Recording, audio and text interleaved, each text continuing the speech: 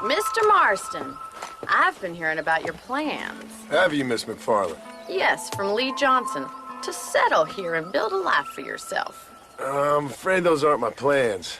See, I already have a life. Well, I had one, and I'm trying to reclaim it. Or maybe what you could say is that I had two, and I'm trying to end one of them so the other can survive. You do so love to talk in riddles, Mr. Marston. Do you do that, I wonder, as a substitute for having anything interesting to say? Probably, Miss McFarland. Oh, call me Bonnie, you fool. Call me Bonnie. Miss McFarland, I'm married. I have a son. I had a daughter, but she died. Years before that, I rode in a gang. We robbed banks, trains, held people ransom. We killed people we didn't like. Bill Williamson was in that gang. Now, if I don't capture my former brother in arms, great harm will befall my family. Now, I don't suppose any of this is very interesting to you, but I hope it explains why I wasn't so eager to talk about it. No, I do understand. I had no idea. You poor man. Even in this new country, memories don't really fade. My father was an illiterate Scot born on the boat into New York. He never saw his homeland, but to hear him talk about it, you'd imagine he only ever ate haggis and wore a kilt. And he hated the English for what they had done to his great-grandparents that he'd never met. People don't forget. Nothing gets forgiven. That's true. Especially when it comes to money. And you know, even now, after all his labors, my father's debts are still terrible. I worry every day about us losing the ranch. It would kill him. My father died when I was 8 years old. His eyes were, well, let's just say he was blinded in a bar fight south of Chicago. My mother died during childbirth. She was a prostitute, and he was her, well, I don't know what he was. So I was sent off to an orphanage and ran away and fell in with a gang. My word. What a difficult life you've lived. The leader of the gang taught me how to read, taught me how to see all that was good in the world. He was a great man in a way. But you killed people. Sure. And I've suffered for it. And that's the life I left, or tried to leave. Said too much, Bonnie. I'm an uneducated killer, sent here to do all I can do well. Kill a man in cold blood so that another man may do his part to cut crime in an area, and a rich man can be elected governor on the back of these promises. Civilization is a truly beautiful thing, Mr. Marston. Listen, can you help me? Well, I can try. What do you need, money? No, nothing so complicated. I need an extra hand to take out the herd to pasture. Sure. Point me in the right direction.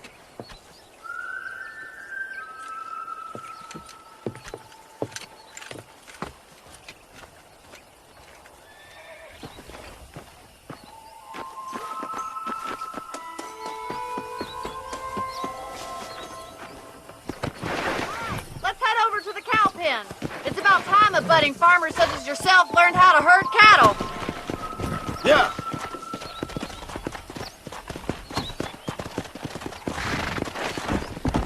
Thank you for telling me all that back there. It must have been hard for you. Hope you understand now why I've been playing my cards somewhat close to my chest. I didn't know you had a wife and child. Then again, I don't think I ever asked. They're lucky to have a man like you. I ain't so sure about that, but thank you.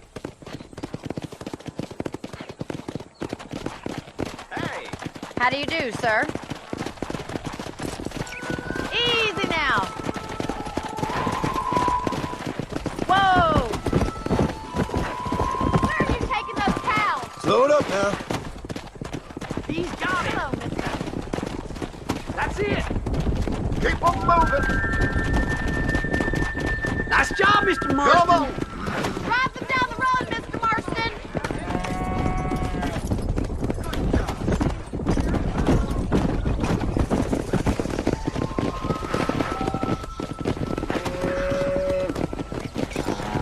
Whoa!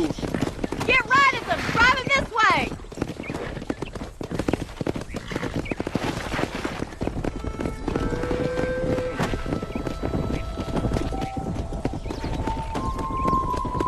Come on! Come on!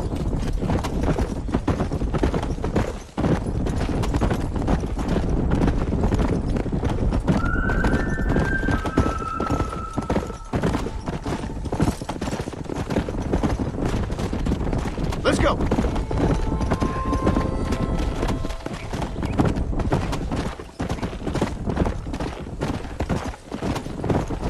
Whoa there! He's just showing off now. Keep going, Mr. Mouston! Good! Now we need to move this entire herd out to the far pasture for grazing!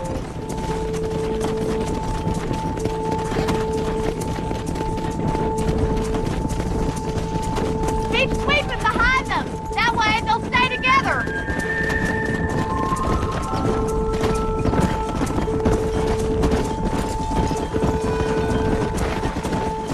Doing great, Mr. Marston. Stay with him. Keep that herd together now. Barney's gonna love this. Yeah!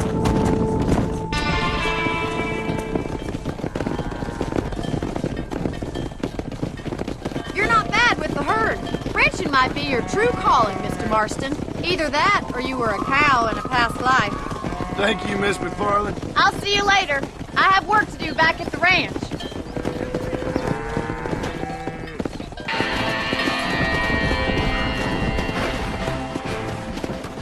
Come!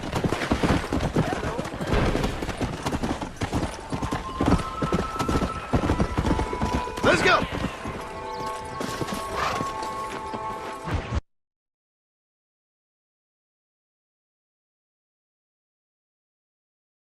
Well, hello, Mr. Marston. How are you? Fine, thank you. How are you? I'm fine, thank you. Did you meet my father? John Marston, this is my father, Drew McFarland. Pleasure to meet you, Mr. Marston. Please. So, my daughter informs me that you're here on some secret mission to remove some undesirables from the county. Something like that. I'm grateful for the hospitality, sir. Well, you know, we've lived here for 30 years now. Came here from the east. The land had never been settled. For 10 years, we fought the Indians. Tough men. And we had outlaws, and we had drought, and we had smallpox, and terrible winters, cholera. I buried more of my children than I raised. Sorry to hear that, sir. I've seen strong men wither and die under that unforgiving sun. That whole herds of cattle just take sick and die. But I've never once doubted my life here. No, sir. When I hear about this so-called federal government sending out agents to covertly murder and control people, then I start to worry. I mean, yeah, all right, Williamson is a menace, and men like him are the plague. But isn't a government agent a worse menace? And all that symbolizes, I mean. You may be right, sir.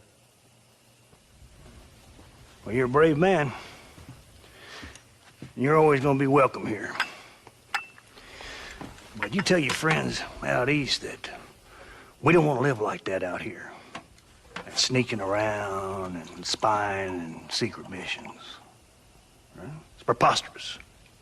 Trust me, sir. I agree with you. Good. Good.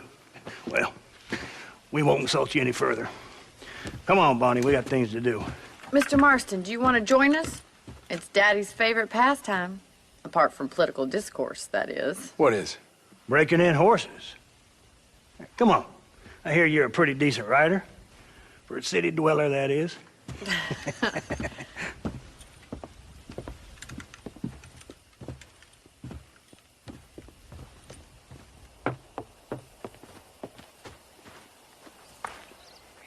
You're gonna need this, Mr. Marston. Right, now you got some rope on your belt, let's see if we can't wrangle some horses.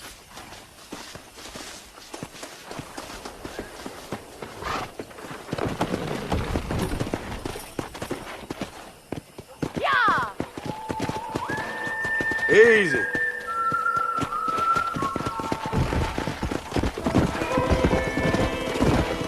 You sure have some interesting theories on what the government's doing, sir. They ain't theories, Mr. Marston. I saw the telegram Marshall got from Blackwater.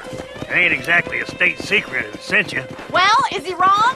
I saw those men from the train. The government can go to hell if you ask me. Those sons of bitches would steal a coin off a dead man's eyes. Mr. Marston! He's right. Now, I don't know much about politics, Please, Paul, can we just enjoy but I the know ride? we're only as free as they say we are. Power's like a drink. The more you have, the more you want. And there are few men who can handle it. There's certain things in this country a woman could do much better if you ask me. I ain't gonna argue with that, Miss McFarland.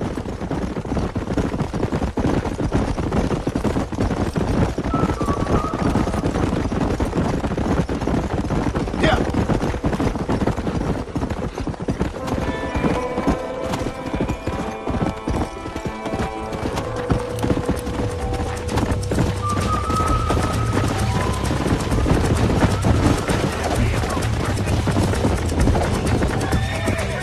Marston? Come on. Give up! Now hold on to it! Relax now. Down, Nearly boy. there. You're doing Calm fine! down What you now. got, boy? Oh, You shit! got it, Mr. Marston! Come on, baby. Calm down. Try not to spook Let's us see it, in boy! Whoa. Relax now. Come on now! Yeah. There you go. Look at that! We'll make a cowboy out of you yet! Woo! I think that's enough activity. Gee-ya! I'll take this one back to the ranch. See you later. Come on, Mr. Marston! Come on.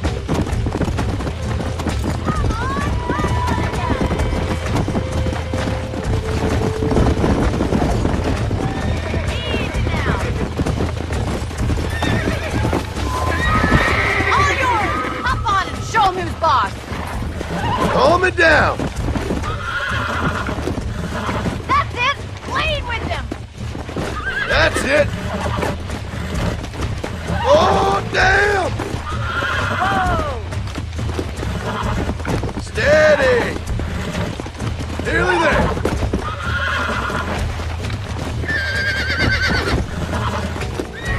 There you go. City boy. That'll do it for today. Let's get back to the ranch. Come on. I like your father. I'm glad. He's quite a character. You have a good life here. The life I want. For me and my family, I mean. We don't have a lot anymore. You have enough. It's one that gets so many folks in trouble. It'll sap your spirit and make you poor. But it's straight. And it's decent. There's no better night's sleep than after an honest day's work. It's no wonder you look so tired then. Some deck must be shy of Joker, Miss McFarland. Who'd have thought you'd be such a natural at busting broncos? That was fun. I think you could be a fine rancher one day. If you can bear to stop killing people for a living. Sure. Yeah! Go.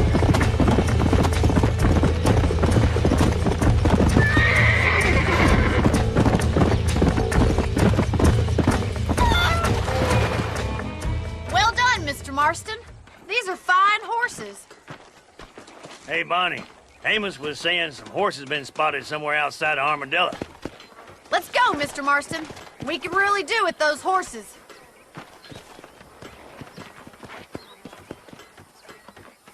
No rest for the wicked. Let's see if we can track down that other herd of horses. You never did tell me why you were never married. Aside from the snobbery, that is. You sure ask a lot. I'm just surprised, that's all. You must have been quite a catch. The fact that you're talking in the past says it all. No! That's not what I mean. You must have had some suitors, that's all I'm saying. Some, I suppose. Here and there. A ranch in the middle of Hennigan's Stead ain't really the place to find a husband. Amos, he's a little, well, you know, countrified. Where'd you get your airs and graces, Miss McFarland? From a couple of cheap governesses Paul hired to save us from being savages. I'd like to talk about more than just cattle and chickens sometimes, that's all. And after my brother left, it was up to me to become the man of the ranch. He'd never admit it, but my pa's a lot frailer than he looks. You're worth two of any man I know, miss. I'll try to take that as a compliment. Let's go! In many ways, my wife is kind of like you, Miss McFarland. Is that so? She's always been a woman in a man's world. Looks like quicksand's up ahead.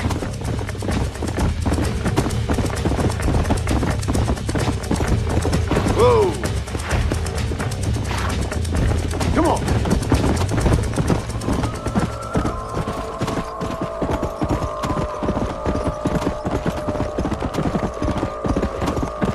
Yeah! Come on!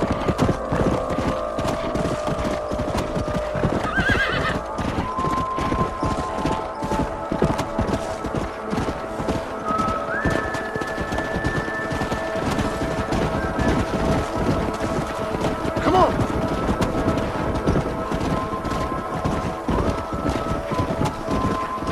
Yeah!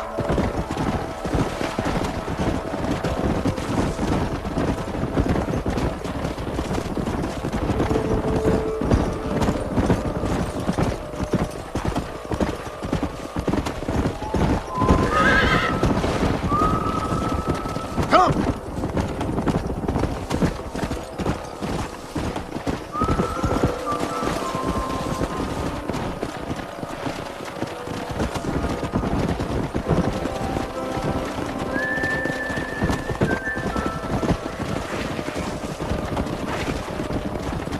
Come on!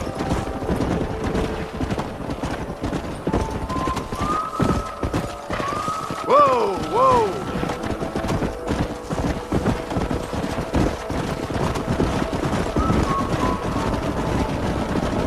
Let's go!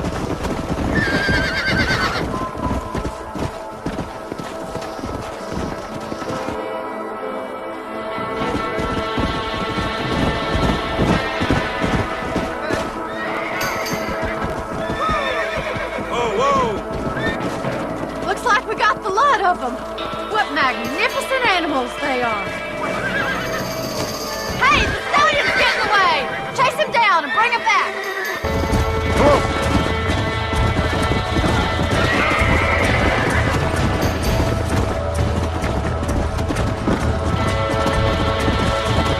Come on!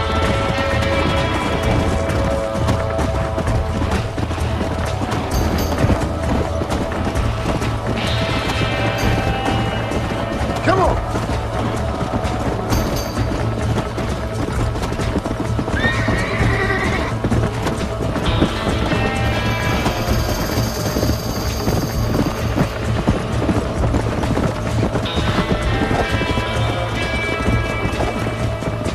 Come on!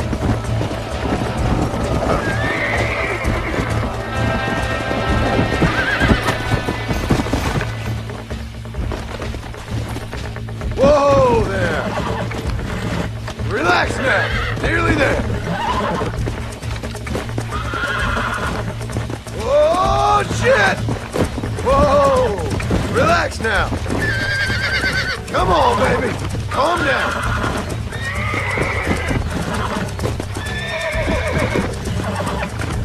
Calm it down. Almost got you. Yeah. There you go. Yeah. Whoa.